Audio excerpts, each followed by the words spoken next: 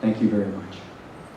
Secondly, we have a great friend of LERA who is not well, and we gave him a Lifetime Achievement Award. Peter Foy. You guys know Peter? Yeah, just a terrific guy. And at any rate, we had a wonderful event. It was at the University of Illinois, and excuse me, I'm trying to find a clicker here. Thank you. And here we are.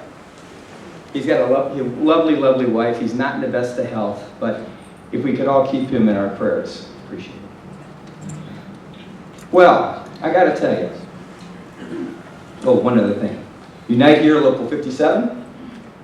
The trade union, electricians, Local 5. Painters, Local 6. Plumbers, Local 27. And carpenters, Local 142. Thank you very much.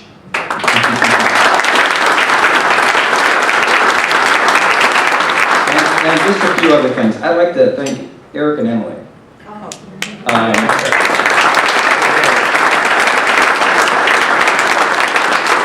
I got to tell you, they hustle and hustle and hustle and hustle. I call both of them. They're there, and they're always very responsive to my requests. So thank you very much. And a few other things. When I joined the board, I met some really great people. David Lewin, thank you very much. I mean, he's a great guy, and really, really. Lisa, you're terrific. God, remember I told you last time you're going to go on and on and on? Bonnie, God bless you. Good luck. And it would be remiss if I didn't recognize the person who brought me to LERA, and I've worked with him for over 30 years. He's had a tremendous influence in my life. He's had a tremendous influence on the gentleman who replaced me, Bill Dirksen. And quite frankly, he's had a tremendous influence on Ford Motor Company and UAW, and that's Joe Kutcher-Urchin.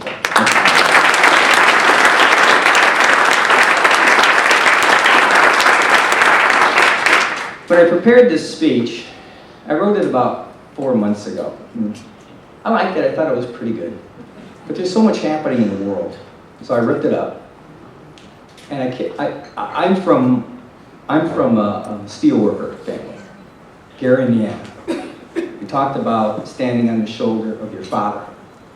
My dad's a mill worker, 45 years, a factory worker. I've got 8 brothers. We all worked in the mill. So what I believe passionately about, which really, I care about manufacturing in America, because it's the road to get to take yourself from a laborer to semi-skilled, to a skilled tradesman, to a manager to become vice president. Now, who would dream that?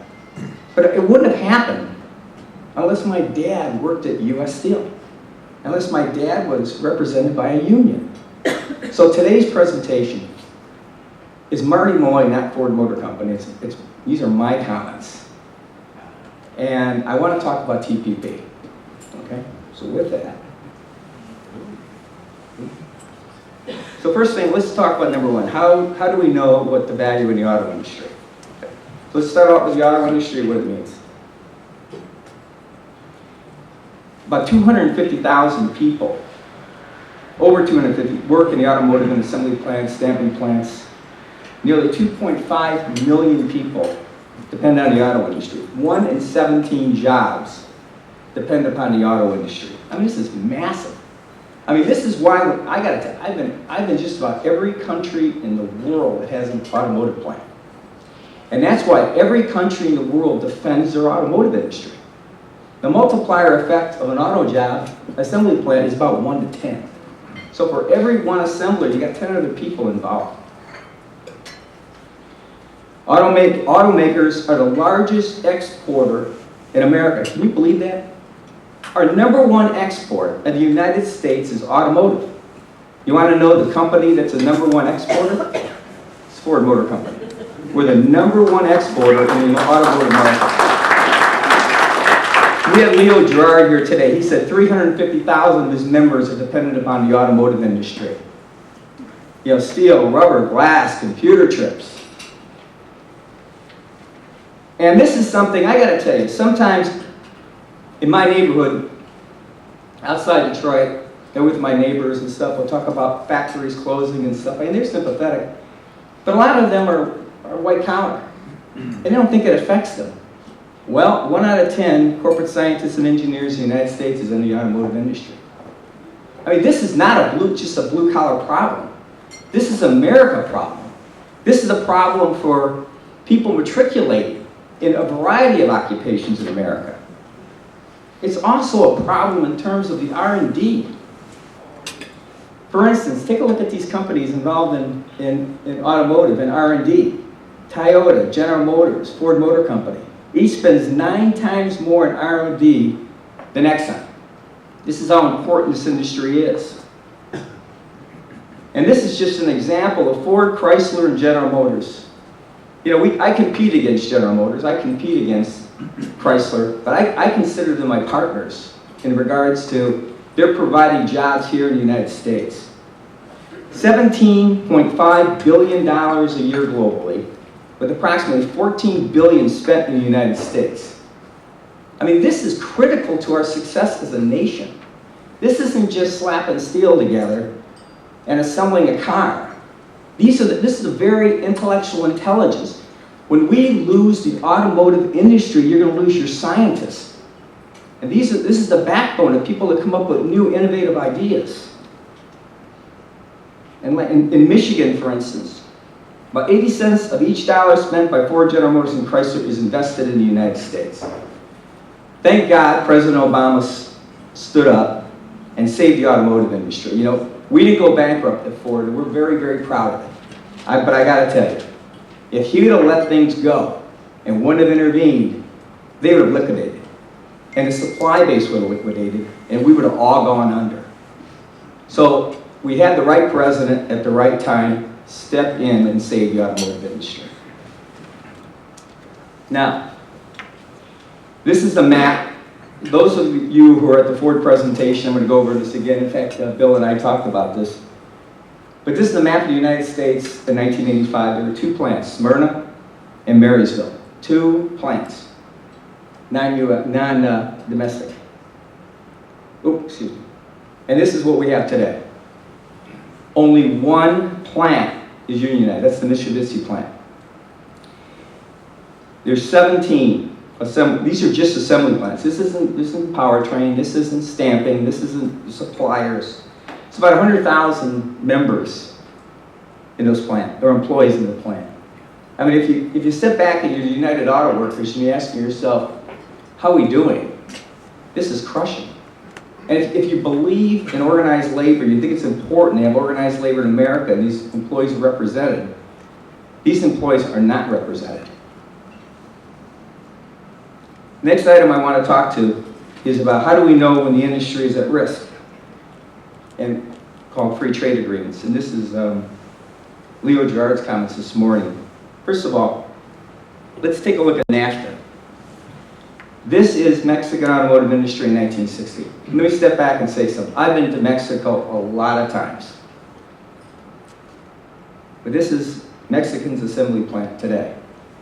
These are assembly plants. Now, what started off as maquiladoras on the border, has turned into major assembly plants. There's probably in the neighborhood, there's about 100,000 jobs there. There's another 1 million jobs associated with these jobs. That's all the way through the baggage stream. And there's going to be more. See where it says planned? Plan.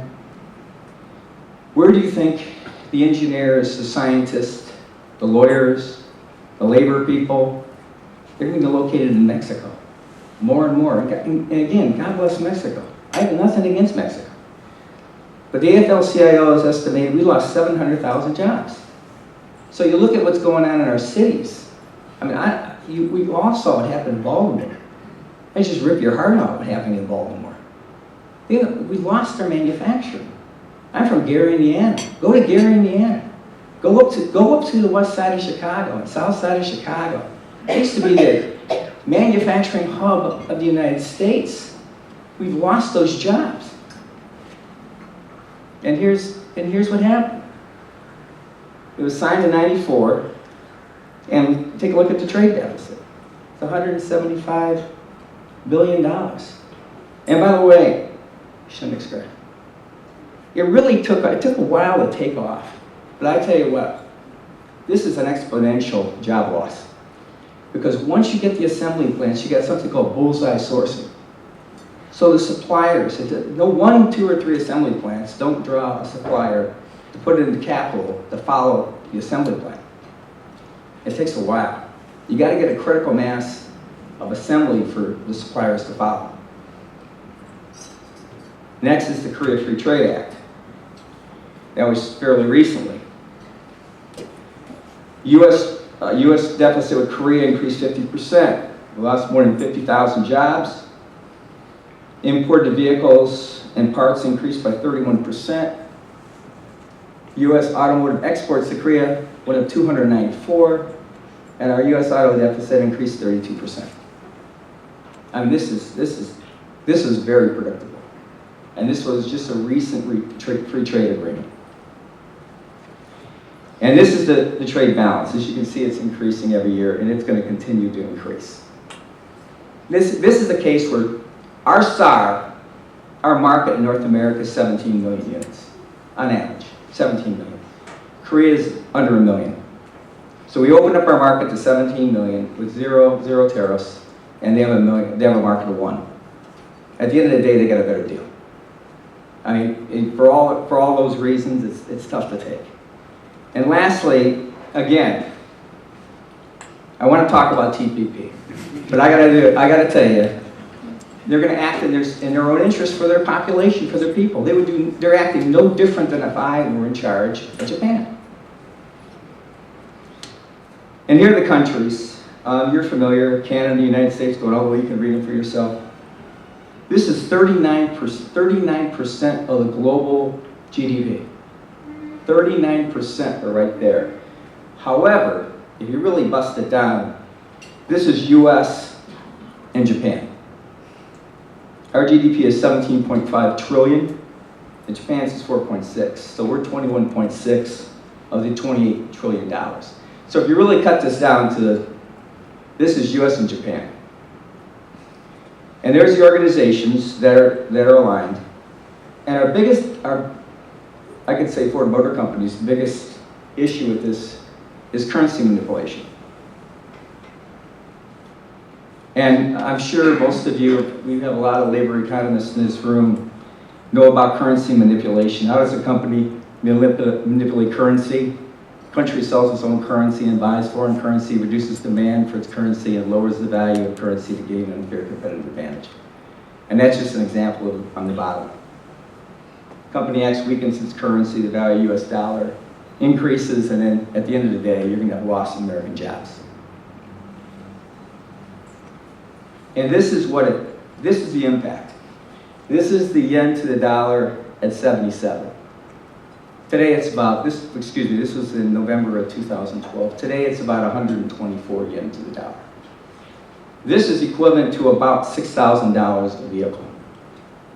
So if that vehicle is sold in the United States, it's worth about $6,000 of profit. So effectively you can either undercut the comparator vehicle, or you offer the vehicle with more options. Just think it through. $6,000 times every vehicle that's sold. It's billions and billions of dollars. And we just can't, it's not just the United States. But in this case, one American car is sold in Japan versus 130 cars sold here. I mean, to be very honest with you, it's an unfair fight. And when it comes to these trade deals, we're like the kid who gets his lunch money stolen every morning. You know, we're kind of sitting there defenseless. By the way, at the bottom you can see this is why America's had a $52 billion trade deficit. Currency manipulation of the parties. I got to tell you, when I did this graph, everything's happening so fast now. You know, the Senate Finance Committee passed it, and then you saw the Senate vote just recently. It was 52 opposed, 45 in favor. Ford's biggest problem is actually the currency manipulation. And then UAW is not going to agree, regardless, even if they put the language in. By the way, Senator Portman of Ohio, and Debbie Savino tried to get language into TPP which specifically mentions an enforcement of currency, and that was not accepted in the Senate Finance Committee. This is an example. This is a good example. This just shows in the United States the vehicles made in the U.S., 59% of our vehicles are, and vehicles from outside the U.S. are 41%. In Japan, basically the entire market, 94% of the market are made in Japan or sold in Japan. Basically can't get in. I don't care if it's a BMW, you name the product. And these are the countries that basically, how open are their markets. You can see UK is over 80%, Spain, you can see the United States. There's in the low 40s and going all the way down. In Korea, Japan, you just can't get in their markets. They're effectively closed markets. It's very difficult.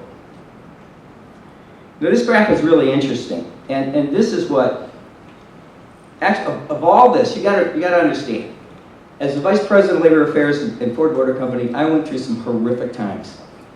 I was involved in either closing or selling 34 plants, 11 assembly plants. Assembly plant is an aircraft carrier. I mean, there's a whole city. You wipe out an entire community. And restructuring is the most difficult thing I've ever done in my life. You try to sit across from Ron Gettelfinger or Bob King and explain to them you're going to close another plant. We had to close the plant. We were going through a depression. If we didn't close those plants and get demand equal to capacity equal to demand, we're going to go out of business. Well, this is a rather interesting graph because Japan's got capacity for 11 million units. They produce 8.9, and the sales within Japan are 4.8 million units.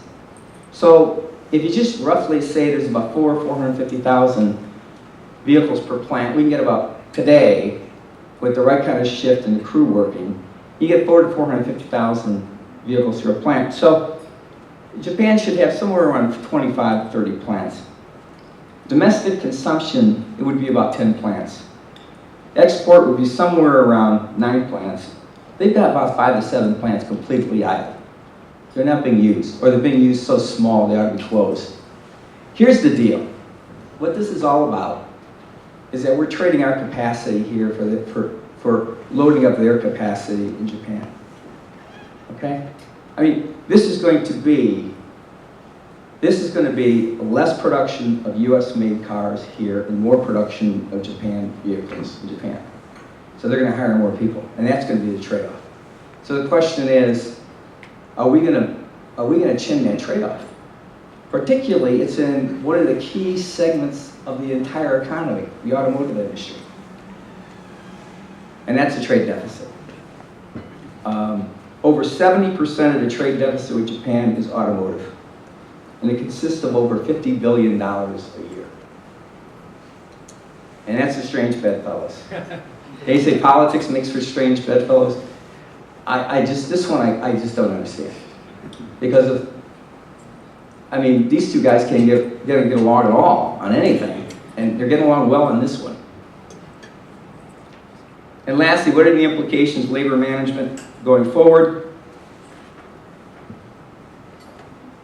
Well, I gotta tell you, this is the slide I used all the time. This is what we used during the toughest times of Ford Motor Company. This is the gut wrench we got. By the way, we lost $17 billion in 2006 before Lehman Brothers collapsed in 2008. You must never confuse faith that you will prevail in the end with the discipline to confront the most brutal facts of your current reality, whatever they may be. James Stockdale. I don't know how many of you remember Stockdale. He was the commanding officer in the Hanoi Hilton. He was the guy who kept those soldiers alive. And you remember people who listened to Ron Bloom the other day. Ron Bloom talked about the importance of organizations getting out of denial, that you're going to go bankrupt. And I got to tell you, those were tough meetings, sitting down with the UAW and taking a look at the facts and saying, listen, at the end of the day, we went from making about 4.2 million units to 1.8 million units. That's why you close that many plants. That's why we had 50,000 buyouts. Of those 50,000 buyouts of the company, not one involuntary buyout, the Ford Motor Company, UAW, not one. And we made sure those people got a good landing. We had something called the Educational Opportunity Program, $15,000 a year for tuition for 4 years. You got half pay, full medical, and $50,000 life insurance policy in case you died. That was offered to every one of those 50,000 employees. But anyway, something we need to do as a nation. The other thing I had in my office is this. In fact, Bill showed it. See the bald guy with the glasses? That's me. One of my guys did a slide. But everyone who looked at it would say, "Oh, that must be that's the union. Union's on top, companies on the bottom." Listen, that's product development and finance. That's manufacturing and purchasing. By the way, that's the Republicans and the Democrats. But we're all in the same boat here. I mean, we're all, we're going to sink or swim together. And that was my constant message when I dealt with, by the way, Joel taught me this. There's always 3 negotiations going on in a collective bargaining, or any time I'm dealing with you. Everyone thinks about me sitting across the table with Bob King. Bob King's sitting across the table with his guys, and I'm sitting across the table with my CEO, my CFO, and all my senior management team. You got to bring them all together. And I would always point to that and say, guys, we're all in this boat together.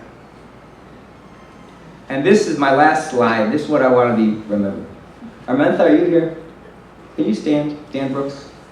Armentha is a black belt at Ford Motor Company, 20 years with the company, hourly worker.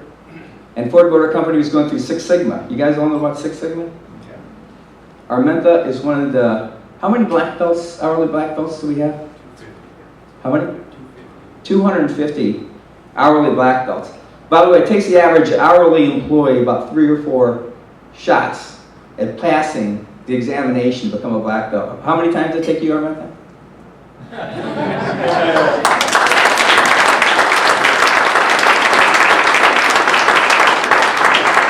Armentha, what plant do you work in? She works in that plant. Dan Brooks, stand up. I gotta tell you, this guy was director of UAW. He handled safety, he handled quality. I gotta tell you what, sometimes he'd drive me nuts. You know what? He would drive management to make sure our quality and our safety practices were the very best.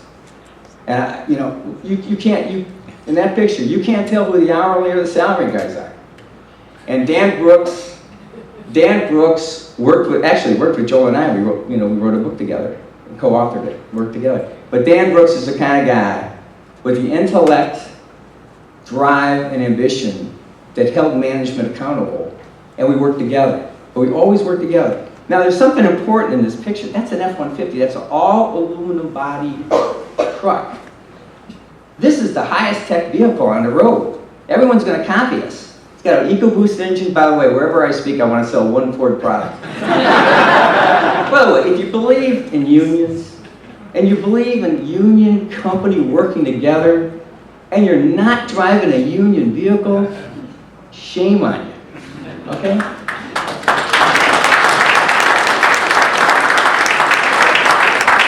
So this picture is important because, first of all, you can't tell the hourly from the salary. Armentha, we know somebody, he said with Dan. Those guys that are right, those are engineers. They're working over there. See the guys on the left? I'll tell you a little story. I was at Sterling Axle Plant. You know Sandy 11? Okay.